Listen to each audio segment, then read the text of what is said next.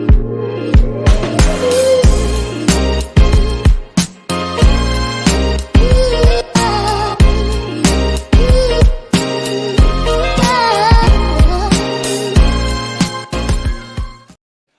going on, people? Welcome back to Curtis Shaw TV, back with another live stream. Happy Monday, people. A new day, a new week, new opportunities and all of that good stuff, people. And looking forward to another week on the channel. Unfortunately, Arsenal don't play this week. We got 7 days until Arsenal play. Sheffield United away next Monday, which, let's be real, should be another beatdown as well. So, yeah, looking forward to that game, but yeah, unfortunately, no Arsenal this week. Thank you to everyone who tuned in for the Arsenal watch-along on Saturday night, which was brilliant. We got great numbers. And big up to everyone who tuned in yesterday for the Carabao Cup final watch-along. Great numbers on that as well, considering, you know, it's a neutral watch-along. So I am going to start doing more neutral content. Now we're getting to the sort of crunch time of the season. Yo, South London's finest, you know, my brethren, you know. Let them know I was on time today. 12 o'clock I arrived, people. Make them know. We're improving, man. We're moving. Big up. Yo, I feel good, you know. I'm telling you, I'm on time, you know. Hey, anyway, although Valeria's ruined it and said almost 1 minute late, can we just ignore that 1 minute or what? Anyway, do you know what? I'm going to have to slow down the comments because they're absolutely flying in. So I'm going to slow it down a bit more. But listen, big up to everyone on this Monday. And yeah, listen, yesterday, man, Carabao Cup final was a good watch-along. Extra time was boring, I can't lie. Oh, you've done me stand-up if you hate Tottenham. I can't ignore it. I've seen it, so I have to. But yeah, the watch-along was good. It was a good game. Liverpool beat Chelsea. People were asking in the comments, who do you want to win? I'll be honest, I didn't want Chelsea to win, man. I know people were saying Liverpool, if they win, you know, it gives them a confidence boost, and I get that. But Chelsea, I don't like Chelsea. I'm sorry, I don't. And Van Dijk proved his worth there. It was a good game, good watch-along. I would have liked to have got to penalties, to be honest, just for content purposes. But, you know, it is what it is. The breaking news today for anybody, in football terms, Everton have got 4 points back. They were obviously deducted 10 points for profit and sustainability. They've got 4 of those points back. In fact, hold on. Yeah, we can speak to Sean Dyche now, people. Well, you know, I'm delighted. As far as I'm concerned, we should have got all 10 points back. We've done nothing wrong at the end of the day. I mean, most of the money we've spent is for makeup and skirts for Dominic Calvert-Lewin, bless him. I'd let you speak to him yourselves, but he's injured for 6 months. He's chipped a toenail, so, you know, he's not available. But great news for Everton. And I don't need to put anyone in a headlock today. So I'm off to drink some diesel to celebrate. There you go, people. There you go. Sean Dyche. I think I need to stop doing that, don't I? I'll end up doing it full time. Anyway, big up to everyone. Happy Monday, information and entertainment settings, people. We're going to talk Arsenal, of course. Big up Ronaldo with the super chat. He said, big up yourself, C-Unit. 2 questions I have for you. Would you take Bruno from United to play alongside our captain and Rice? I wouldn't take Bruno Fernandes. I think whilst Bruno is a player that if you type his name in on Google and go on the stats, you would say, he's having good seasons there. I think the way he plays is the detriment to your team. I think Bruno is a big part of the reason why Man United don't play good football. He's very individual. He gambles, you know, in terms of how he plays. Always looking for the Hollywood ball. He loses the ball too much, so I wouldn't take Bruno. Also, do you think our captain... Also, do you think what our captain does as our leader goes under the radar? I think sometimes. Odegaard, for me, I'm quite harsh on Odegaard, but I actually think he's an outstanding footballer. In terms of ability, I always say for Arsenal to play well, Odegaard needs to play well. He is an absolute key to this team. Odegaard, for me, yeah, when he's good, he's outstanding. When he's bad, he doesn't offer you enough. So I just think when he's not good, he still needs to do a little bit more. But listen, yeah, he is a very good player, and let's hope he grows into that captain's role. Just want to see a little bit more aggression and strength from him, to be honest. So big up to you, Ronaldo, with the questions. Yeah, Bruno Fernandes, for me, I just wouldn't want him. I don't like his attitude. He cheats, rolls around on the floor. I don't like him. I think Man United fans probably realising now that Bruno is not the player that you thought he was. But hey, Big up to you on that question, people. A few things to talk about today. We're obviously going to go... In fact, let's go over the game first. So let's just go over the game first. It's a couple of days back now. It seems like quite a while away. But, you know, let's talk about it. Obviously, another fantastic performance by Arsenal. And as I keep saying, and I have said, it's a massive well done to Arsenal. It really is. It's a massive well done. And that's to the players and to the manager, Mikel Arteta, because I'll be honest, on the watch-along, I sat there and I said, I'm a little bit concerned about this game. I wasn't overly confident. I predicted 2-1. I thought Newcastle, Isak was back, Fabian Shaw was back, Willock was on the bench. I thought we were going to struggle a little bit. The fact that Newcastle hadn't played midweek and, you know, that we'd had a difficult journey to Portugal and got beat, I thought this is going to be tough for us. But we performed, and I thought that first half was one of the best 45 minutes you've seen from Arsenal this season. No, I didn't see Boca against River Plate. I know it's always a great atmosphere. But yeah, I thought it was an outstanding performance and a credit to the team. The only thing that annoyed me a little bit, I think we should have kept a clean sheet. It was a poor goal to concede and it was avoidable. But I'm not going to make a big, massive, you know, song and dance about that. Newcastle was a strange performance from them when they were very flat, very defensive. I think they're missing players like Joel Linton. But the way we pressed them, I've said it before and I've said it again. When Arsenal play with intensity, we are one of the best teams in Europe, in my opinion. I genuinely believe that. I believe we can beat most teams around when we play with intensity. That's why we've beaten Liverpool. That's why we beat Man United. That's why we beat Man City. When we play with intensity, we are a nightmare. Saka's pressing, Martinelli's pressing, Odegaard, Havertz, get all of them at it. When we play slow, like we did against Porto, we are easy to contain and it's difficult for us to score goals. It is hard to press like that over long periods of time, but you've seen with Klopp and how Liverpool have pressed over the years, you get results from it, and that's what we need to do. 4-1 win, Sven Botman own goal, Gabriel's header caused it, Kai Havertz, lovely finish from Martinelli's cross, Saka, brilliant goal, absolutely brilliant. All of the world-class conversations, you know, are still going on. But my thing to Saka would be, don't worry whether you're world-class or not. Just keep putting up the numbers. And we'll have that. That picture, by the way, is just outrageous. You know, dark times. We've had some dark times against Newcastle. Shirts getting ripped. Peter said, I'm getting married this weekend. Good luck, bro. Hope it goes well. Oz says, big up Curtis. Would you say 12 million for Jorginho? Being third choice is worth it. Listen, I was fuming at the time we didn't get Caicedo because I still feel Caicedo would have been better at Arsenal than Chelsea. But yeah, if you look at it, the leadership skills, what he can do on the ball, yeah, 12 million for Jorginho was a good deal. But you know, at the time I wasn't happy about it because I felt Caicedo could have been a game changer in that January for Arsenal. And then Jakub Kiwior with his first goal for the club. Brilliant for him. Really happy for him. Joe Willock, of course it was going to be Joe Willock who came on. He's been injured for ages. He comes on and he scores against Arsenal. Merch will be there soon, my friend. We'll get there eventually. We will get there. Let's go through the player ratings. We had 18 shots, 8 on target, 4 goals. Brilliant. 50% of our shots, we scored them. Ratings will be very high today. No problem. There's no one that needs any criticism here at all. Let's start with David Raya in goal.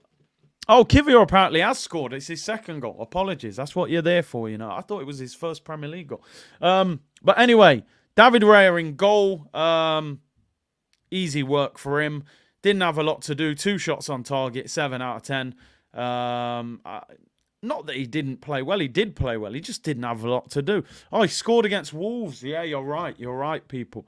Justin says, big up the community. I've been a member as often as I can. Got gifted one last stream. You really are the best for live watch-alongs. Not Raya's fault. No, 100%. Raya, not one bit at blame for the goal. 7 out of 10. Solid performance. I always say, sometimes those games are difficult for goalkeepers when you don't have a lot to do. You have to concentrate.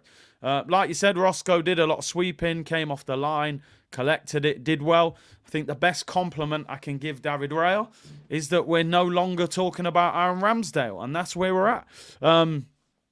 Raya, I thought, was obviously against Porto. I felt should have done better for the goal, but he did well. 7 out of 10 for David Raya against Newcastle. Valeria said, would you have taken Caicedo over Rice? We wouldn't have gotten them both. My goodness, if Rice had gone to Man City. Listen, I said this on Saturday, I think, during the watch-along. I said, I'll hold my hands up. I was in the category of get Caicedo. I really was. I'll be honest, when Rice played for West Ham, I wasn't totally convinced he was a £100 million player. I thought he was a workhorse who was decent on the ball. He's better than I thought he was. And I have to say, missing Caicedo and getting Rice is an absolute brilliant bit of business from Edu, and I have to give them credit for that.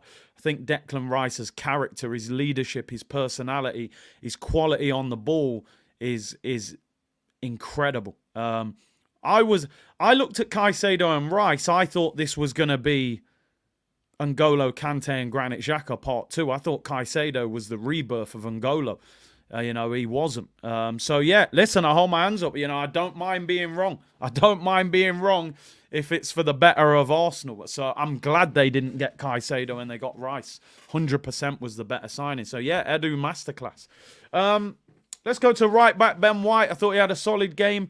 Goal came down his side, but I'm not going to blame him. It wasn't his fault. I felt Nelson should have tracked the sloth Dan Burn, and also Smith Rowe doesn't go with the run of Joe Willock. I thought Ben White was much better. I'll give him 7.5. Thought it was a better performance from him. Got forward a few times, and I thought it was a better performance from Benny Blanco. 7.5. In one of your research shows, you said clip around the ear. I ain't heard that since I was a kid. Them old school sayings, man. Them old school sayings. 7.5 for Benny Blanco. I thought he did well. Solid performance. And Anthony Gordon, a.k.a. Claire Bolden, he got pocketed. So big up Benny Blanco. Let's go to left back Jakub Kiwior, a.k.a. the Polish Maldini, a.k.a. the Twerk Champions partner. And listen, good performance. He'll go home. He'll take out his car keys, his wallet, and Almiron. And also a goal bonus as well. I'm giving Kiwior 8 out of 10. Big up your damn self. Good performance against a lively winger. A goal. Should have been a clean sheet. Big him up. I always kind of defend him because I say, listen, even if he has a bad game, obviously, I'm joking when I say the Polish Maldini. Don't take me literally, because you know what social media is like. You called him Maldini. I was joking. I'm joking. But yeah, the Kiwi is definitely becoming ripe. It's getting there, people. So 8 out of 10 for Kiwior. Big him up. We'll probably never truly know how good he is until he plays at centre-back. But the problem for him, our 2 centre-backs are that good. He can't get in. So listen, he's doing a job. We're down to the bare bones at left-back, with no Zinchenko, no Timber, no Tomiyasu. So big him up. The Kiwi is starting to ripe. 8 out of 10 for Jakub Kiwior. Let's go to the 2 centre-backs. Saliba, he was back in Rolls-Royce mode. Isak, relax yourself. Not today, fella. Isak, 1 point in the game, done a little flick of the ball past Ben White and should have hit the target. You wanted him loaned out. I can neither confirm nor deny, DV. If we can't see the clip, I don't remember it. Yeah, Saliba, 8 out of 10. Brilliant performance. Rolls-Royce settings, well and truly activated. Gabriel, it was given as an own goal, but I'm giving it to Gabriel. Teeth, hairlines, Turkish transplants everywhere. I'm going to give him 8.5 for the goal. I know it was given to... was it Botman as an own goal? But for me, that's Gabriel's goal. So, yeah, it wasn't me setting. Shuggy! It wasn't me. So I'm giving 8.5 to Gabriel Magalhaes, because to me, that's his goal. But the 2 centre-backs were outstanding. Great performance. Should have been a clean sheet. Frustrated they didn't get the clean sheet. I give Gabriel 8.5 out of 10 for Magalhaes. A lot of people have been saying this, Zach, and it's very interesting that Gabriel has been better than Saliba this season. I think that's definitely a topic for discussion. it's nice that we can have that argument, people, and debate, because it means we've got 2 quality centre-backs. So, yeah, I'm happy that we're having that argument. Let's go into midfield. Declan Rice, 8 out of 10. When he gets home, he will take out the car keys, the wallet, and Bruno Guimaraes. He got pocketed, fam. He got pocketed. He came off. No talk, no hype, no dark arts. Get yourself off the pitch. You've been dealt with. To be fair, he was babysitting. He had Longstaff and Miley next to him. He didn't have his enforcer, Joe Linton, there. But he got dealt with. It's another typical Declan Rice performance. He's just that good. I'm going to give him 8.5, in fact, because I thought he was outstanding. He's just a brilliant, brilliant player. Honestly, he's better than I thought he was. So 8.5 for Declan Rice. Great performance from him. And... you know, who knows what level he can go to playing for us, man. It's amazing. Let's go on to the captain, Martin Odegaard. First 15, was frustrated with him, was giving the ball away needlessly. After that, turned up at the party and made his impact. I know he came off and he got booked as well. Can't believe he actually fouled someone. Little back heel that he did, where he was getting on the ball. I thought he was brilliant. I give him 8 out of 10, just purely for the first 20 minutes. Didn't think he was as good, but he definitely improved. So Martin Odegaard, I will give 8 out of 10. I thought it was a good performance. Some of you giving him 9, 8, 7, 8.5. Anthony said, merch collection. I've always rated him. Information and entertainment. If it makes sense, Arsenal won't do it. We need some more red stripe. Fiddy pence. Hey, listen. There's some good quotes there. I can't lie. There's some good quotes. But yeah, Odegaard gets an 8 for me. Solid performance. Improved as the game went on. And some nice bits of skill from him. Jorginho. I got to go full screen. Round of applause, mate. Round of applause. Earlier on in the season, I said I refuse to call this guy Jorginho. It sounds Brazilian, and you do not deserve to have that name, in my opinion. So I said I'm calling him George until further notice. George, simple George. But you know, he's earned the Eno back. That is for sure. What a performance again. Bossed it. Absolutely bossed it. I can't believe what he does sometimes. I really can't. Like, don't get me wrong. Long term, he's not the answer. But when he's good, boy, he's good. Class. Class written all over him. I can't lie. Hey, George. My apologies, George. Hey, we'll call you Jorginho if you want as well. But listen, when we signed him, I was absolutely fuming. I was in my feelings like a Drake album. The early Drake albums, you know, where he was really singing. 9 out of 10, man of the match. Man of the match. No debate for me.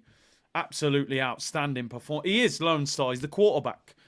Give him the ball. I said the other day, that somebody said it in the comments, he's the plug's plug. Everything goes through him. It's like, you know, when you need more plug sockets, you buy the adapter. Here's the adapter. Everything goes through him. Great player. He's going to get a new contract, by the way. You can... Oh, here come the car park joke. Shouldn't have mentioned Drake one bit, should I? But yeah, man, he's going to get a new contract. And if you're keeping him as squad depth, it's not the end of the world. I mean, I've been saying I would still probably move him and El Neni on. But if he gets a new deal, I won't cry about it. Let's put it that way. If El Neni gets a new deal, now that could probably get a whole episode of Arsenal therapy. But 9.5, travel plug, all countries available. Man of the match, great performance. I have to give him his flowers, man. Outstanding. He'll get a 1-year deal. He'll get a 1-year extension, no doubt about it. Kai Havertz. Kai Havertz, you know, I mean, this guy just... you just can't stop talking about the guy. You know, it's a strange one. Much better. I've got to give him some credit. Let me give him some credit. Played up front. I wasn't particularly happy about it.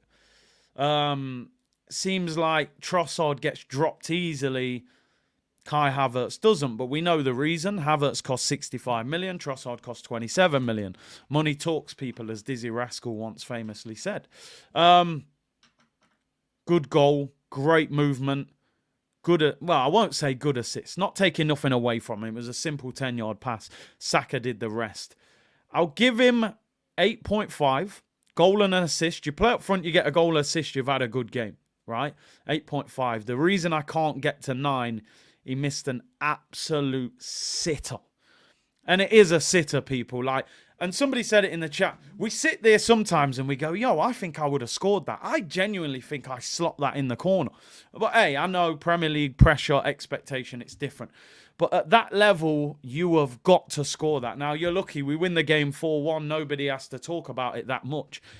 If that's at the Etihad at the end of March and it's 1-1 and there's 5 minutes to go and you put that wide, we are going absolutely mental. I'm saying all sorts of crazy things. So, listen, we'll let it slide because it was a 4-1 victory. I give you 8.5. Still a very good performance. Good goal, good movement. You've got to score those chances. The chance just wound me up a little bit because it was clear cut. But I don't want it to sound like I'm being negative. It's still an 8.5. It's still a very good performance. And I still think we see the best of Havertz when he plays up front. I just don't think he's a midfielder. I really don't. When you ask him to defend and go box to box and run around, I don't think that suits him. Play up front, cause problems, score goals, and we do it like that. So donkey, Don Kai Havertz, 8.5 out of 10. Big up, better performance. Let's go to 2 wingers. Gabriel Martinelli, better. Still not at his best. I think out of the front 3, he was the lowest rating. Don't take that in a negative way. This isn't me saying that, Martinelli was bad. He wasn't bad. But, yeah, still a couple times his decision-making could have been better. He got an assist. I'll give him a 7.5. I'll be kind. 7.5 for Martinelli. Still could have done a bit more. I don't think he really went at Trippier as much as I expected him to. But I'll give him a 7.5. I don't want to mark him down too much. And, I look back at the extended highlights. He was dangerous, but the end product wasn't as good. Apart from the assist, could have done a little bit more. But I give him a 7.5. It's a building block performance. Put some numbers on the board, goals and assists. That's what it's all about at the end of the day. Quiet but looking to erupt soon, said Elliot. Let's hope so. Let's hope so with Martinelli. Let's go to Saka. The goal for me was outstanding. I thought the goal was absolutely brilliant. He turned Livramento inside out, bends it into the far corner, bottom corner. Outstanding goal. The numbers he's putting up. I said it the other week. Everyone's in the middle of, is he world class? Is he not world class? I keep telling Arsenal fans, stay out of that argument. Stay out of it. Let them talk about it. Let Rio Ferdinand talk about it, right? Let Stephen Warnock, who was on Sky Sports this morning, talk about it. Let me ask you something. Let me ask you all something, right? I say this all the time. And I want people to understand this. They don't like Arsenal. The pundits, the media, they don't like Arsenal. Bukayo Saka, right, is 22 years of age. He's English. He plays for England. He's got 13 goals in the league and 7 assists in 25 games. I've got to go full screen. 22 years of age, English, 13 goals, 7 assists in 25 games. Why are they not all hyping about him and celebrating and dancing him on Sky Sports, on TNT Sports, on Amazon Prime? Why are you not singing and dancing about him? I hear you singing and dancing about other English players. Why not Saka? Why do you want to bring him down? He's playing great. Why can't you just celebrate how well he's playing? Instead, you've got to go, oh, is he world class? Oh, I don't think he is world class yet. But Foden is world class. Why? Now, a lot of you probably, people saying, we know why. If I speak, I'm suspended 6 months. But listen, part of it is Arsenal. Part of it could be other reasons. You probably don't need to be a rocket scientist to figure it out. But they don't like Arsenal. They want to downplay his talent, his ability, what he's doing. The guy is clutch. He's an absolute baller. Enjoy him, celebrate him, support him. Why they got to bring him down? Why they got to say what he can't do? Why can't you just say what he is doing? 14 goals, 11 assists last season. 1 goal off his best season already. We've still got 13 games left. He could get close to 20 goals and 10 assists. He's having an outstanding season. 9 out of 10. Bun the media. Bun all of them. Is he world class? Is he not? I don't care. You discuss it. Media I'm talking about. You talk about it. You talk about it. And we'll leave it. As long as he keeps scoring, getting assists, that's all I'm bothered about, people. That's all I'm bothered about. Is he world class on? All right, cool. What, do you want a trophy for it? I don't care. Let's get him close to 20 goals. Let's get him to 10 assists. And let them talk. I'm not interested. Why don't they want to celebrate him? Listen. We know why. We know why, people. Anyway, let's just say 9 out of 10 for Bukayo Saka. Brilliant. Absolutely brilliant. The goal was outstanding. And Livramento's a good player, by the way. Livramento's a good defender. And he got absolutely cooked. Dan Burn had to come on. They brought the sloth on to replace him. So anyway, 9 out of 10 for Saka. Sakadinho, as we call him. Sakadima and Pliers. She's floating like a butterfly. So darling. Baby girl. Old school tunes, people. Don't listen, if you know about them tunes, you're loving it. But hey, that's the whole starting 11, right? Yeah, that's the whole starting 11. Who was on the bench? Let's have a look on the bench. I can't even remember who really came on. Reece Nelson, Eddie Nketiah. I mean, the subs didn't really do anything. Nelson didn't track the runner. El Neni hardly touched the ball. Trossard was tidy. Eddie ran around. Smith Rowe had a shot cleared off the line. None of the subs really made a huge impact, to be honest, if we're being real. He actually did a step over as well. We've been asking for some skill from Saka for a while. Yeah, the subs never did much, really. They came on late, a lot of them. So we just give them a general 6 for all of them. Mikel Arteta. Why do you hate Arteta? I don't. He's doing well. 9 out of 10, Mikel. 9.5 for Mikel. Conceded a goal, only thing that wound me up a little bit. 9.5 for Mikel. Cone Man music to the world and back, people. 9.5 for Mikel Arteta. Well, Michael Jackson once famously said it, didn't it? It don't matter if you're black or white. Dun, dun, dun. Let me not start dancing. It's too early in the week. I haven't stretched enough yet. I'll be moonwalking by Friday, though. Yeah, big up Tets, man. Big Tets. Big Tetter. 9.5 out of 10 for Mikel Arteta. Big up. Long may it continue. We've got some big games coming up after that international break, which is interesting. And you know what? Just briefly, I think we spoke about this the other day, but I want to make this clear and I know your thoughts.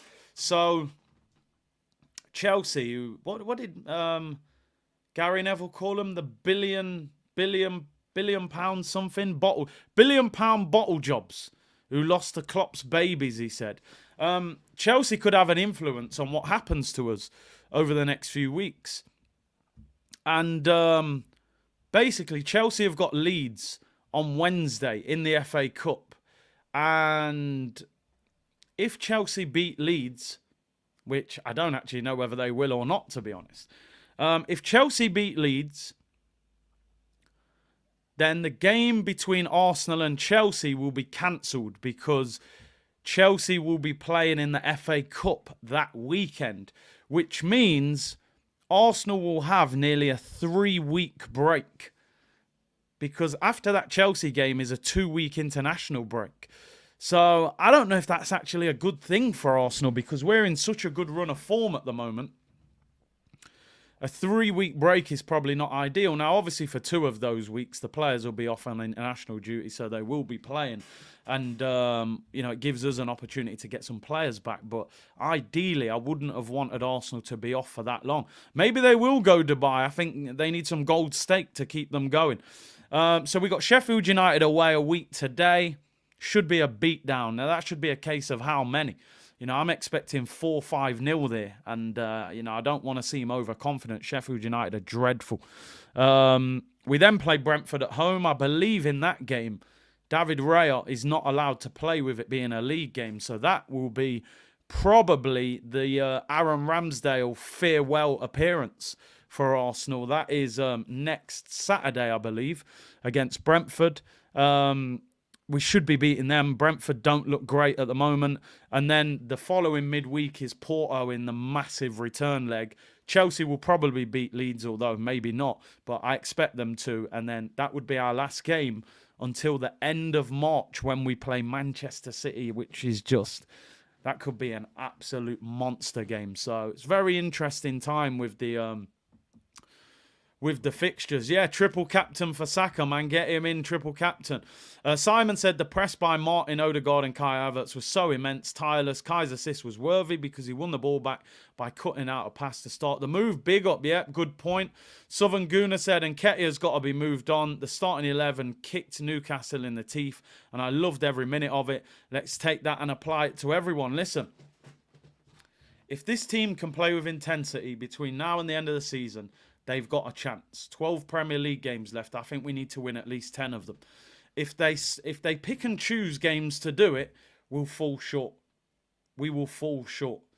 When we play with that high intensity, we are a fantastic team. When we slow the tempo down, we're not good enough. So they can't pick and choose when to do it. They can't. They have to do it every game, and that will be the difference between lifting a trophy and saying we nearly did it. And in terms of Eddie, come on. Eddie has to leave the club this summer. He's 25 this summer. We talk about him like he's an 18-year-old who's just come out of the youth system. He's got to be moved on. Carl said, should Vieira get more heat now instead of Havertz? I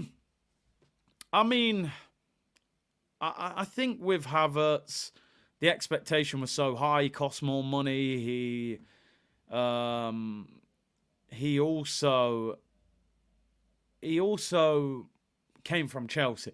A lot of us didn't even know Fabio Vieira that well when we signed him, so the expectation levels were lower. Anything he did was a bonus. I think Vieira, if he gets to the end of the season in this current situation, I think they've got to be open to offers for him. 2 years, we've hardly seen anything. I do think he has talent. I've always said I don't think Fabio Vieira is a bad player, but football is about production. Doesn't matter how talented you are. Look how talented Quaresma was. Look how talented Balotelli was. If you can't produce, you're not good enough. So Fabio, for me, he's got to do more. Fabio Vieira's got to do more. He's got to find his way into the team somehow. But I don't think he can. Another thing that I wanted to look at, a story going around today from Simon Collins. I mean, it's hard to get excited by these stories because we've seen them before. But Simon Collins says that Alexander Zinchenko and Thomas Partey are stepping up their workloads this week in the hope that they can make the squad for Arsenal's trip to Sheffield United next Monday, with both players eager to make their comebacks. I've seen another report today saying Arsenal will play a behind closed doors game this week that will allow the likes of Fabio Vieira, Gabriel Jesus, Zinchenko and Thomas Partey to all get minutes. Now, I've said it before and I've said it again. Partey, please. All will be forgiven football-wise if you come in and just give us 10 games, please. 10 games. We got 12 left. Give us 10 quality performances. That could be the difference. You go to the Etihad and you've got Thomas Partey and Declan Rice in the double pivot.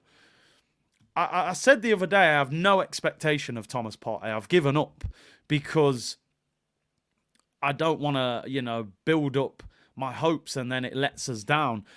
Just give us something to finish the season, man. And that's all we're looking for. Then in the summer, do what you want. You want to go Juventus? You want to go Saudi? By all means. Give us 10 quality games, man. That could be the difference. That could win us the league. Look how good Declan Rice is playing in this team. Now, for 75% of this season, Rice has played in a single pivot.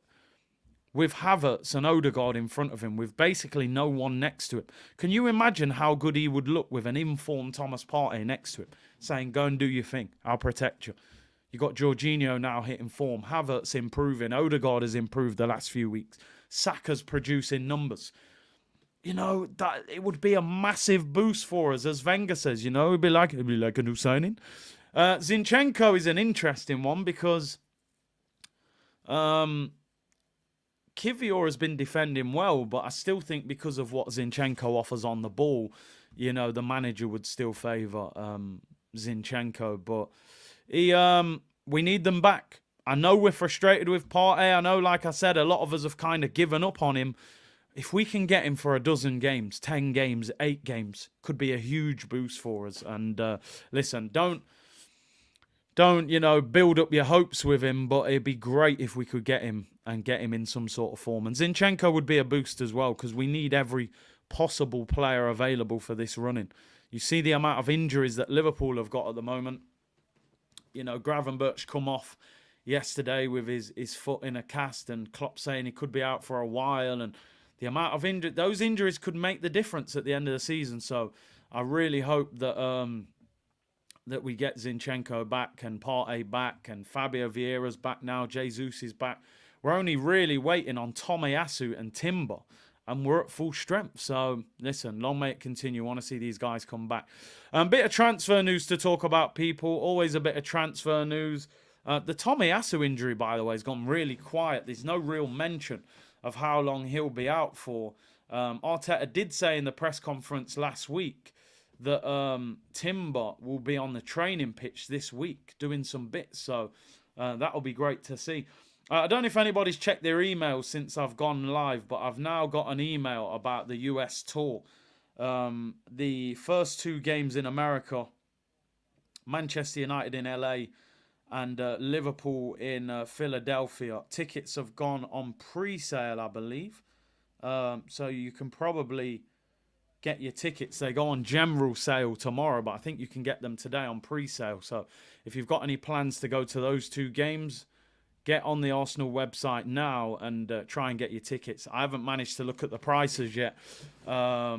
So I don't know how much they are. And no, we won't be going to any Drake concerts, that's for sure.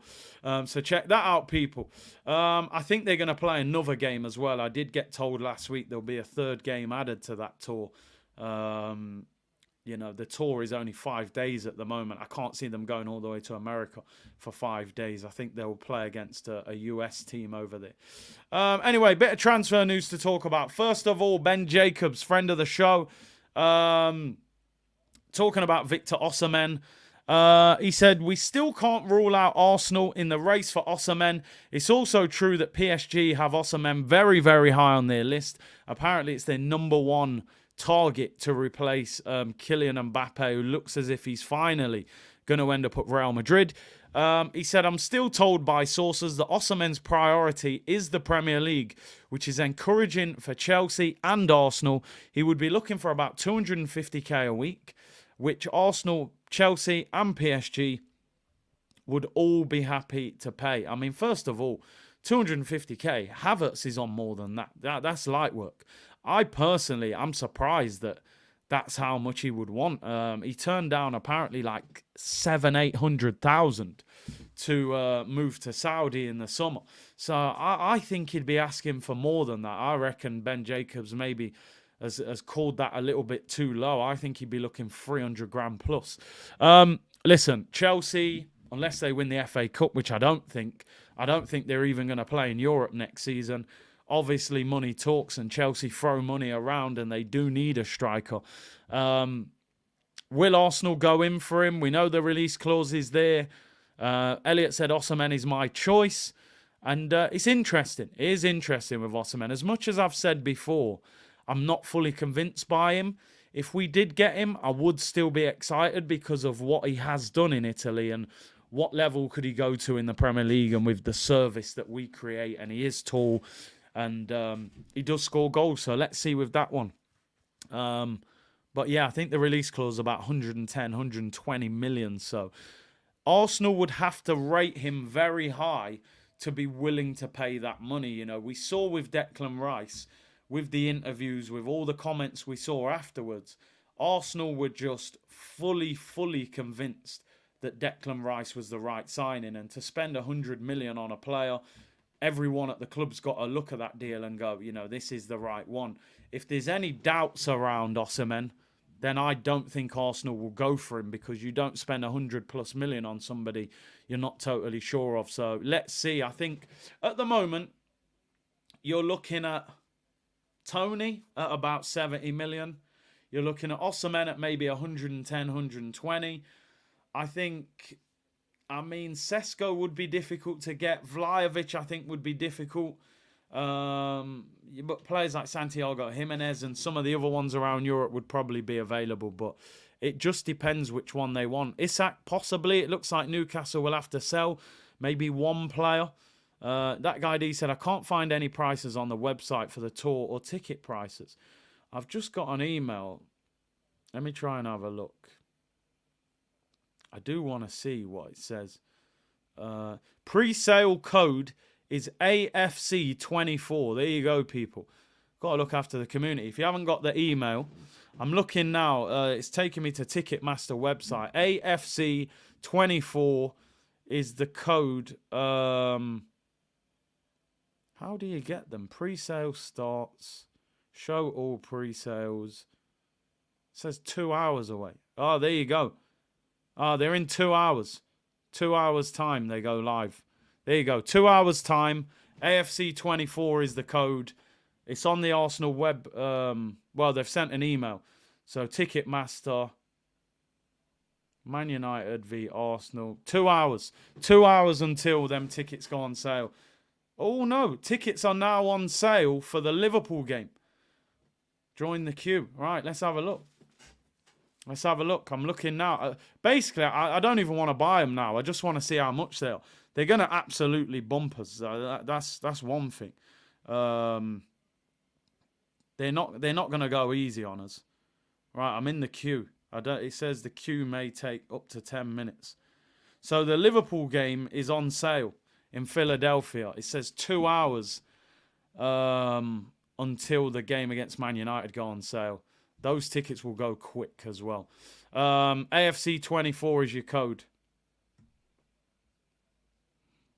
They're going to be an absolute fortune. They're going to be a fortune. I just want to know how much they're going to be, just so we get an idea. Anyway, we'll move on. I reckon at least £200. I'll let you know when it says 19 people are ahead of me in the queue. Oh, there you go, Guy Fawkes. I've just bought one for £176. Is that dollars or pounds? £176 or $176? I really want to see. Oh, it says one person is in front of me now. Oh, there we go. There we go. I'm at the front of the queue, people. Apologies, and I'm going off topic here. Mary said, just bought US tour tickets using AFC24 pre-sale code. $250 ticket for lower level. Right, here we go. I'm in. AFC24. What an absolute ripper. I think that's disgusting. Let's be real. This is the reason they're going. They're going to America because... Right, I'm in.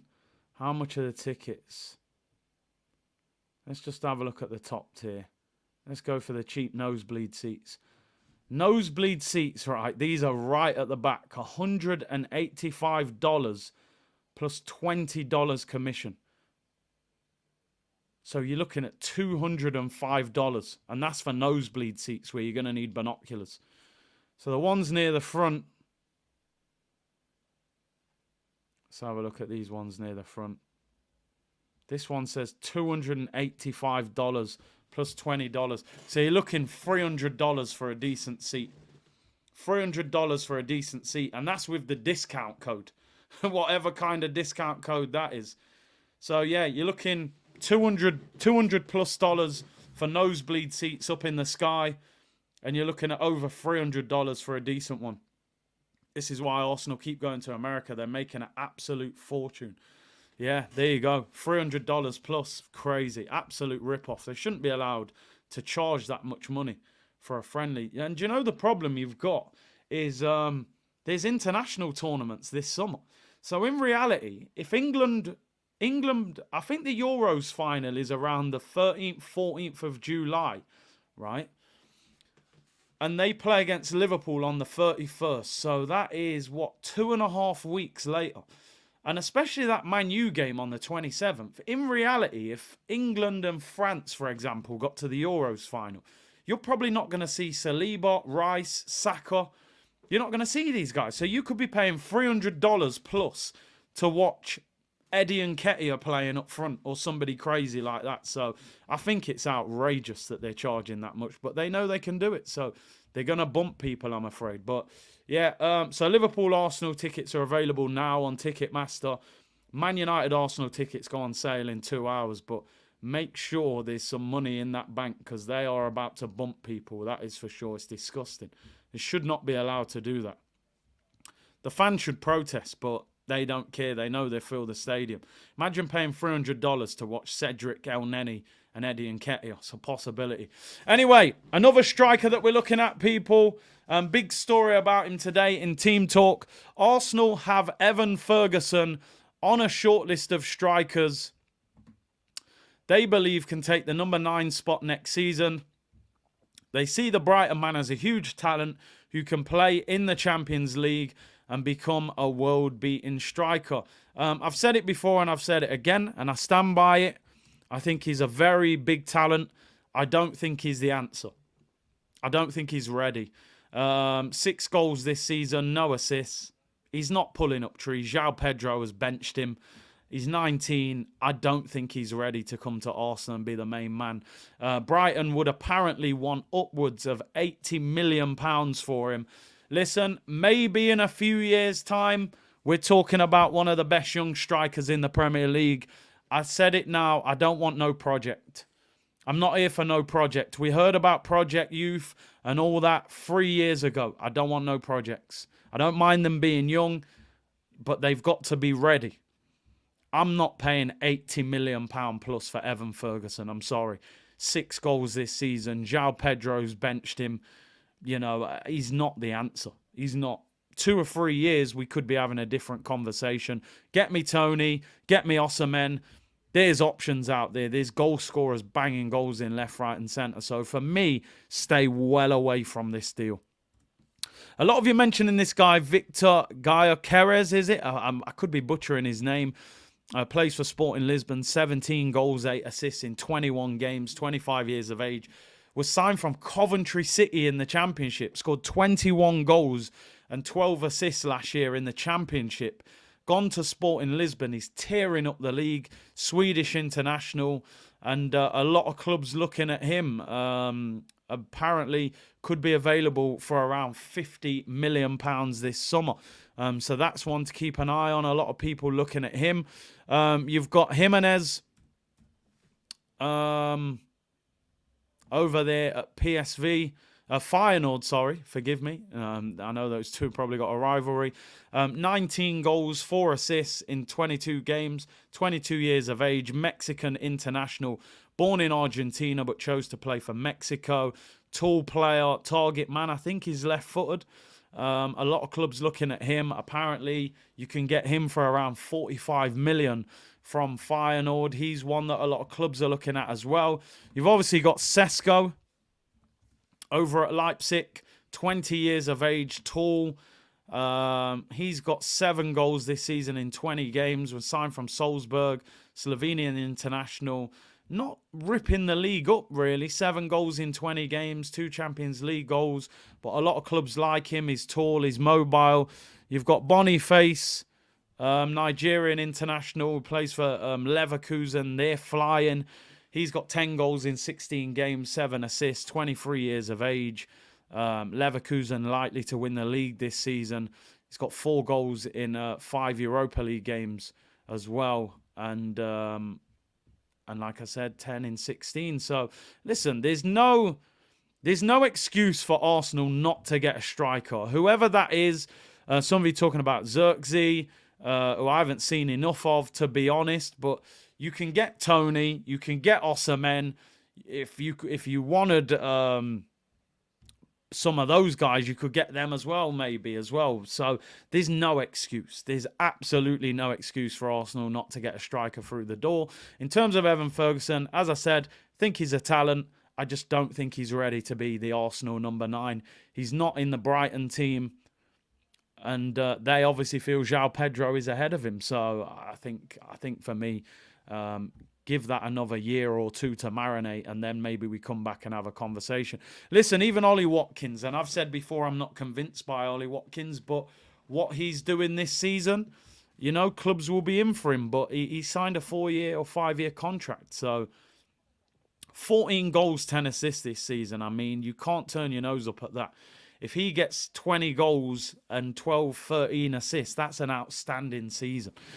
He's just turned 28, though. He's 29 in December. Again, we know Arsenal like the business side of deals.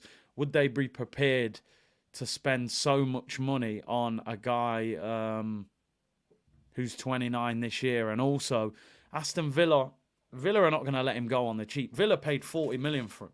They're going to want at least double, in my opinion. I think they would want at least £80 million. So it would be... listen, there's options. There is options out there. So there's no excuses for Arsenal to say we couldn't find a striker. There wasn't someone suitable. I'm going to do a quick poll. I believe I can only put 4 on the poll, so it's a difficult one. But I want to get an idea of what striker you would go for. And if it isn't one of the 4 strikers in the poll, put somebody else. I'm trying to be realistic. I won't put Vlahovic on the poll. The simple reason, he consistently says he wants to stay. There's talk of a new contract. He scored yesterday, actually.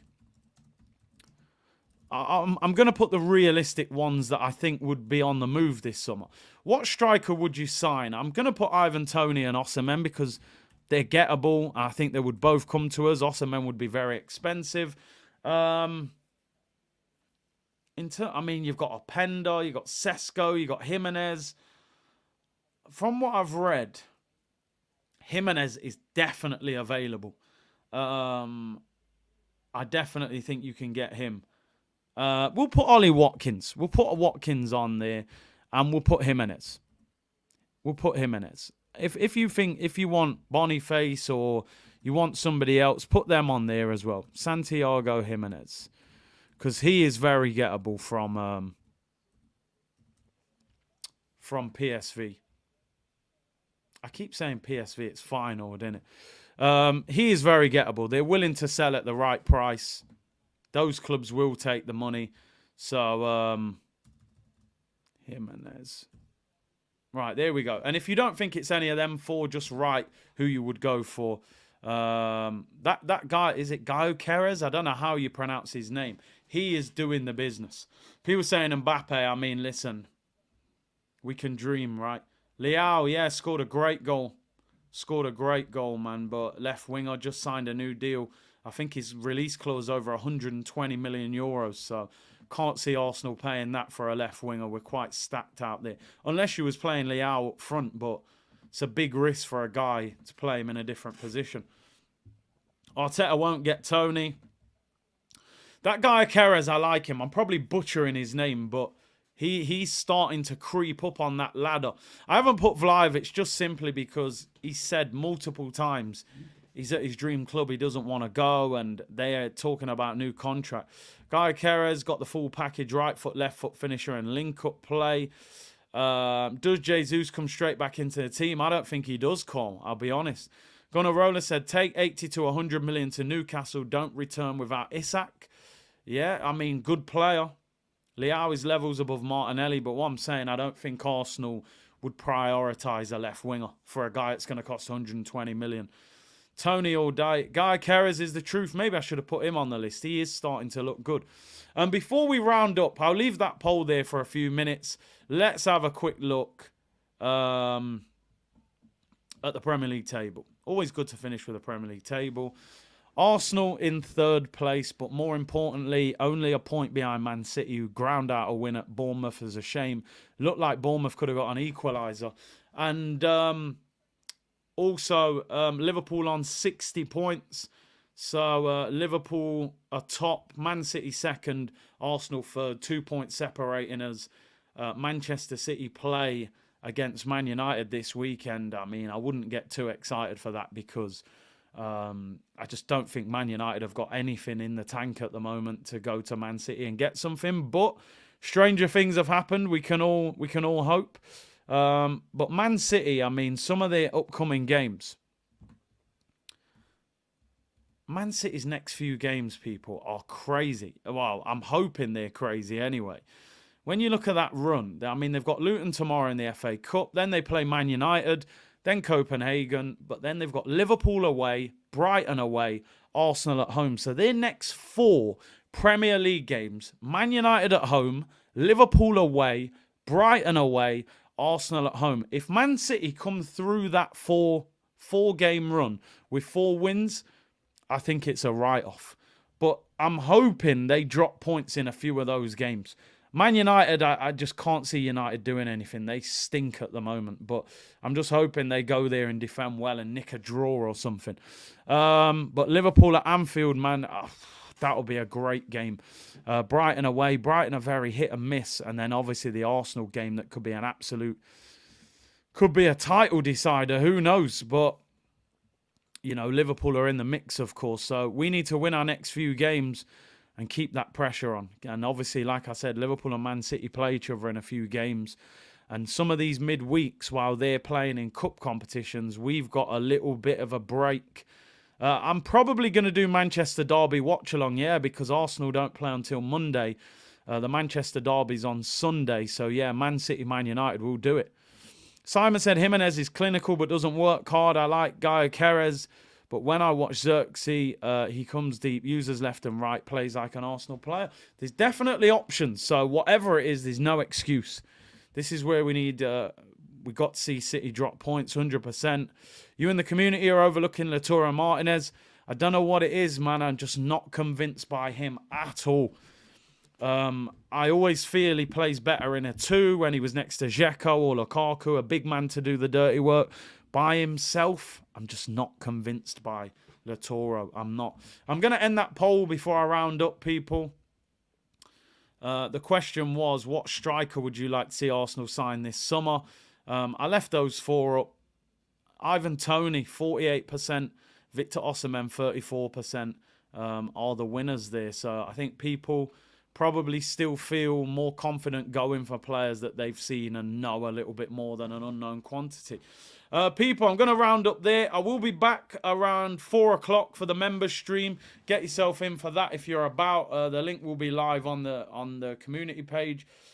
Big up to everyone who's tuned in today. I'll be back on tomorrow. Make sure you like the video and subscribe. And I will see you all soon, people. Bless.